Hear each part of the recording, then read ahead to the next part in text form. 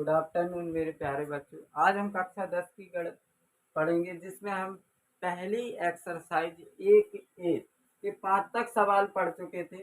आज इसका हम छठवां क्वेश्चन पढ़ेंगे और आज ये एक्सरसाइज पूरी हो जाएगी बच्चों। जिसमें छठवां क्वेश्चन हमारा कह रहा है कि HCF 120 और 225 का 15 है। कितना है? 15 है। तो LCM 120 और 225 का ज्ञात कीजिए। अच्छा, इसका HCF कितना दिया गया है? 15 और LCM हमें ज्ञात करना है। तो हमने एक फॉर्मूला पढ़ा था, संख्याओं का गुणनफल। क्या पढ़ा था? संख्याओं का गुणनफल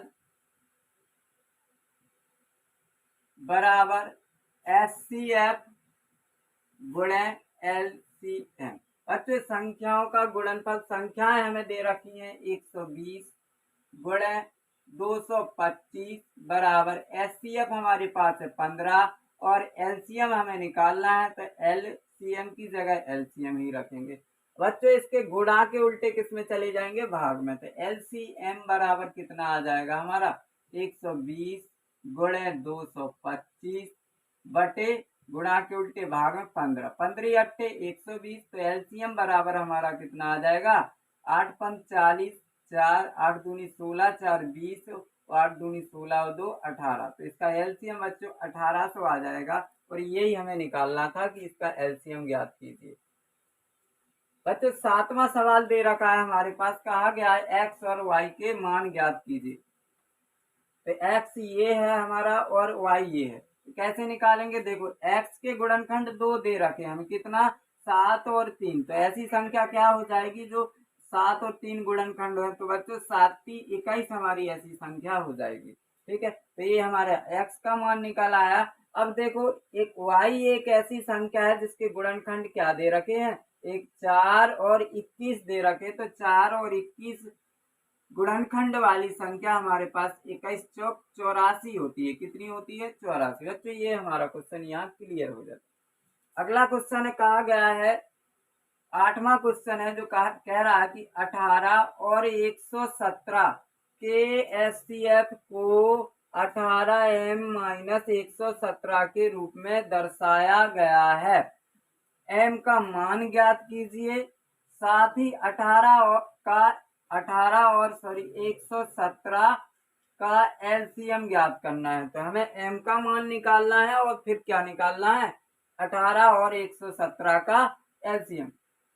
तो बच्चा, इसका HCF बताया गया 18M माइनस 117। तो सबसे पहले हम 18 और 117 का मासा निकालेंगे। तो 18 और 117 का HCF निकालेंगे तो 18 का भाग हम 117 में देंगे। 18 पंचे 90, 18 छिक्के 100। कितने हो जाएंगे? 17 में से 8 गए तो 9 और 9 का भाग हम 18 में देंगे तो 9 दूनी 18। तो बच्चे, इसका मासा जो है हमारा HCF कितना आ गया? 9। कितना आ गया? 9। तो अब इसका LCM ज्ञात करना, नहीं सॉरी, तो इसके पहले हमें M का मान ज्ञात करना है और M का मान ज्ञात करने के लिए हमें इसका मासा कितना आया? 9 और इसको लिखा कितना गया? 18M माइनस के 117। तो यहाँ लगाते हैं। तो 18M माइनस 117 को क्या लिखा गया बच्चों? 9। तो इसको 9 के बराबर कर देंगे तो कितना आ जाएगा? 18M बराबर 9 प्लस के 117। तो 18M बराबर कितना आ जाएगा? 9। इसमें जोड़ देंगे तो कितने हो जाते हैं? 126। कितने हो जाएंगे? 126। 9 में 117 जोड़ेंगे तो 126। M बराबर बच्चों कितना हो जाएगा? 126 बटे 18। 18 सत्ते 126। तो बच्चों, यहाँ M का मान हमारा कितना आ गया? 7 आ गया। M का मान 7 आ गया। फिर इसके बाद पूछा गया है कि इसका LCM भी ज्ञात कीजिए। 18 और 117 का LCM भी ज्ञात कीजिए। अच्छा, नोट्स साथ साथ बनाते जाना। अगर नोट्स आप साथ साथ नहीं बना सकते हैं तो वीडियो को रुका रुका कर, या फिर जब भी हम सवाल लगा लें तो उसका आप स्क्रीनशॉट भी ले सकते हैं। LCM निकालना है तो वो पढ़ा था हमने, HCF संख्याओं का गुणनफल।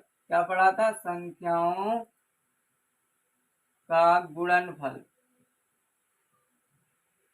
बराबर लासा गुणे मासा। तो संख्याओं का गुणनफल हमारे पास संख्याएं हैं 18 गुणे 117 और एचसीएफ हमें दे रखा था कितना आया, एचसीएफ 9 आया, कितना आया 9।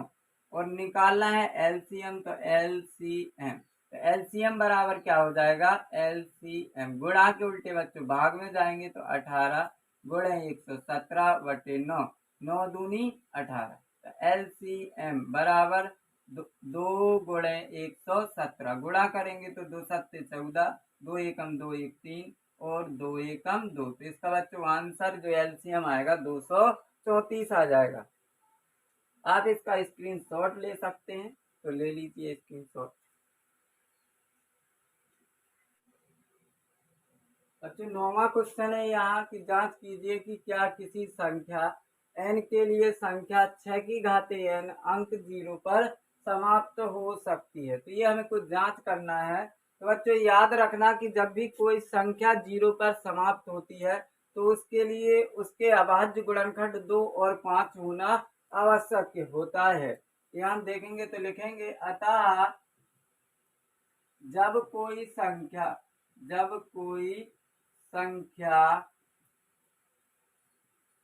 शून्य पर समाप्त होती है, शून्य पर समाप्त होती है तो उसके अभाज्य गुणनखंड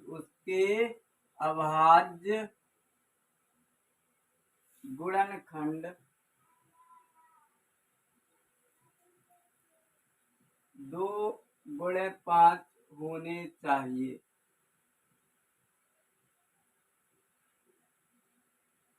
अतः 6 की पावर n के लिए 2 गुणे 3 घाते हैं, तो इसके अभाज्य गुणनखंड 2 और 3 आते हैं, तब यह संख्या शून्य पर समाप्त नहीं होगी। इतना ही लिखना है बच्चे से। अच्छा 10वां क्वेश्चन है हमारा कि व्याख्या कीजिए कि 7 गुणे 11 गुणे 13 प्लस 13 और 7 गुणे 6 गुणे 5 गुणे 4 गुणे 3 गुणे 2 गुणे 1 प्लस 5 भाज्य संख्याएं हैं। तो देखेंगे बच्चों हम जैसे ये लिखा है 7 गुणे 11 गुणे 13 प्लस 13। अच्छा इसमें कॉमन हमारा 13 मिलता है, देखेंगे तो क्या बचेगा 7 गुणे 11 प्लस 13, 13 नहीं सॉरी 1 बचेगा क्योंकि 13 तो बाहर आ गए, तो इसके लिए क्या हो जाएगा 13 गुणे 11 7 77 और 1 78। तो हम देखेंगे कि 13 एक अभाज्य संख्या है, बल्कि 78 एक भाज्य संख्या है जो 2 से भी भाज्य जा सकती है, 3 से भी और 13 से भी। तो अतः हम लिख देंगे कि 78 के एक से अधिक गुणनखंड है, 78 के एक से अधिक अभाज्य गुणनखंड हैं,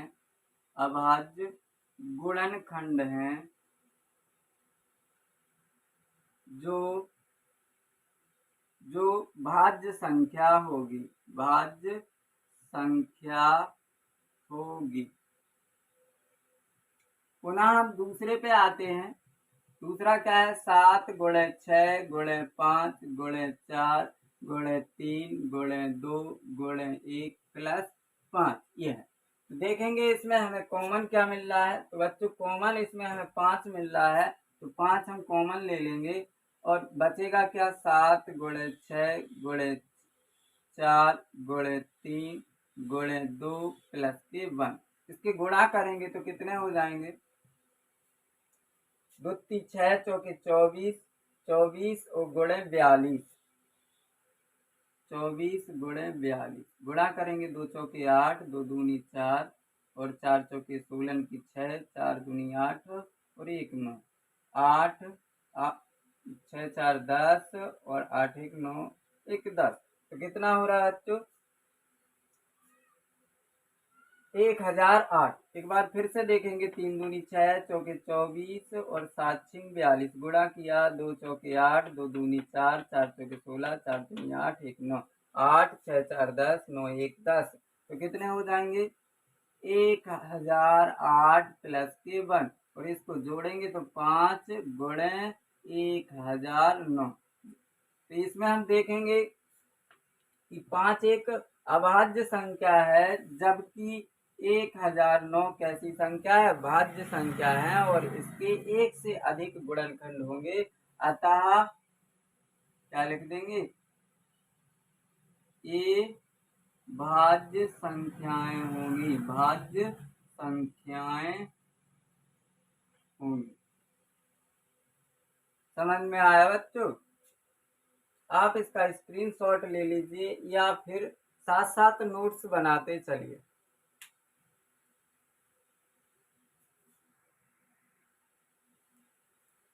बच्चों 11वां क्वेश्चन है, यहाँ हमने उतारा नहीं है और इसको हम पढ़ के बोल देते हैं। कह रहा है कि किसी खेल के मैदान के चारों तरफ एक वृत्ताकार पथ है। उस वृत्ताकार पथ का सोनिया को एक चक्कर लगाने में 18 मिनट लगते हैं, तथा उसी पथ का एक चक्कर लगाने में रवि को 12 मिनट लगते हैं। यदि वो एक ही समय पर और एक ही समय पर और एक ही स्थान से चलना प्रारंभ करते हैं तो वो कितने समय बाद पुनः उसी स्थान पर मिलेंगे? तो यहाँ कह रहा है सोनिया द्वारा लिया गया समय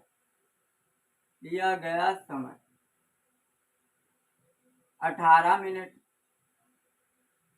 और रवि द्वारा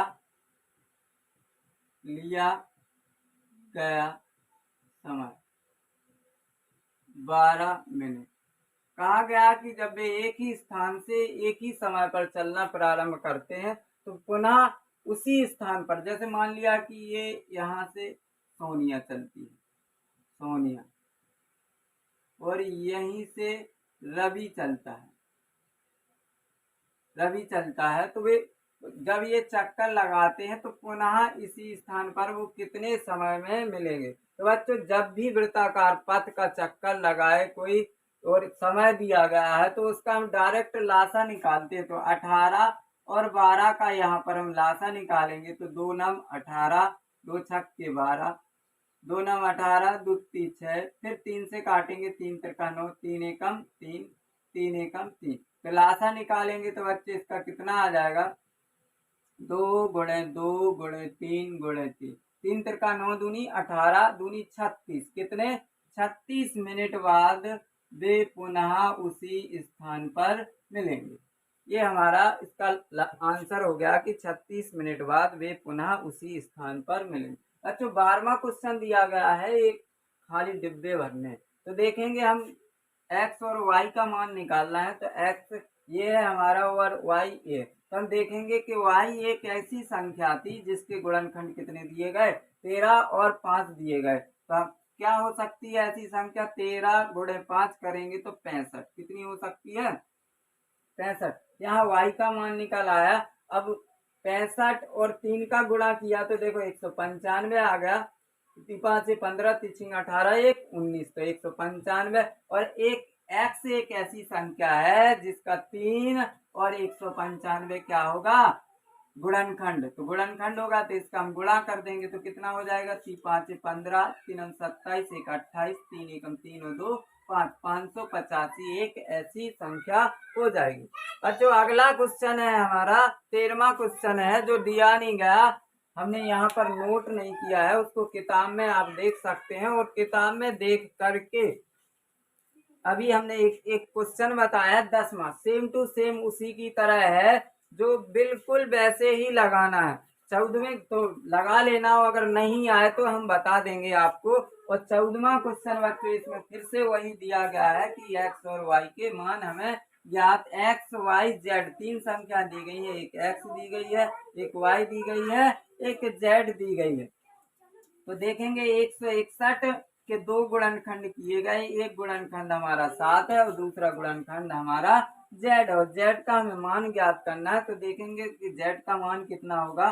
तो जेड का हम भाग देंगे 161 में, तो कितनी बार एक्स का 7 का हम भाग देंगे तो 7 दूनी 14 बचे, कितने 2 बचे, तो 7 × 21, तो कितना हो जाएगा, जेड का मान हो जाएगा 27।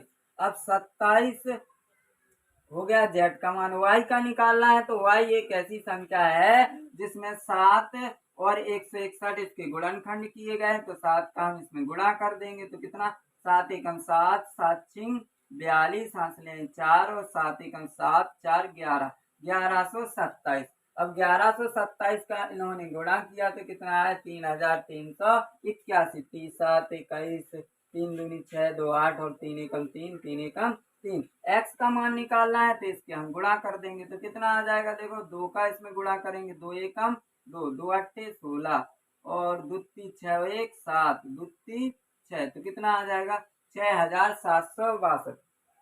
बच्चों यहाँ पर हमारी अध्याय 1A की पहली एक्सरसाइज 1A हमारी यहाँ पर खत्म होती है।